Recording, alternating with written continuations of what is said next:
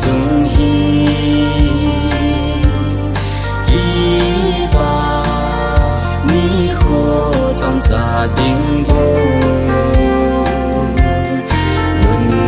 nô càng khô làm dòng leo hân khi na đi bằng ấy khăn gì về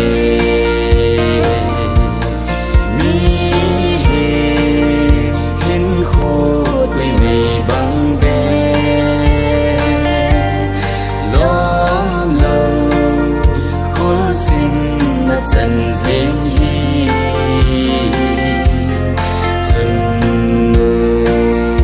lộn hin a lộn lộn e bói kim chừng nụ hẹn đi ô chừng va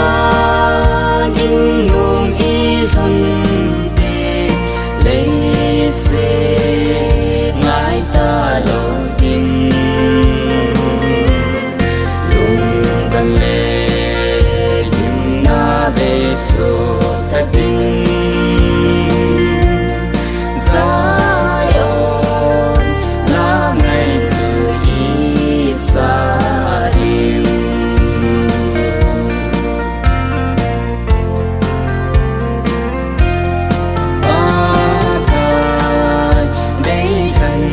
căn nào gói kim ba cài ta lim đâm người ya chân lùng nhìn lên ta na tê na lấy xe kim na rồi sẽ như in chừng va in nung y hân tê lấy xe ngái ta lo tin lung gần lệ nhưng na bê số ta tin giá ôn là ngày chưa ý xa điều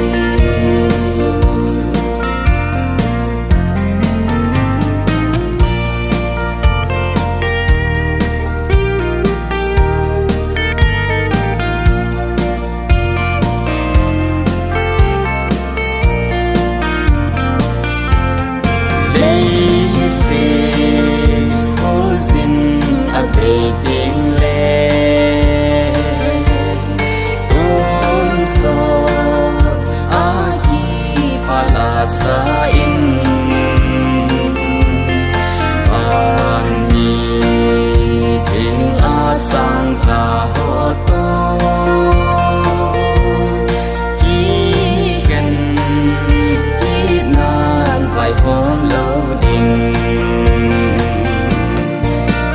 chừng va in nung y hân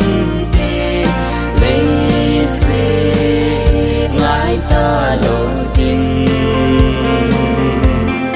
lung gần lệ nhưng na bê số ta tin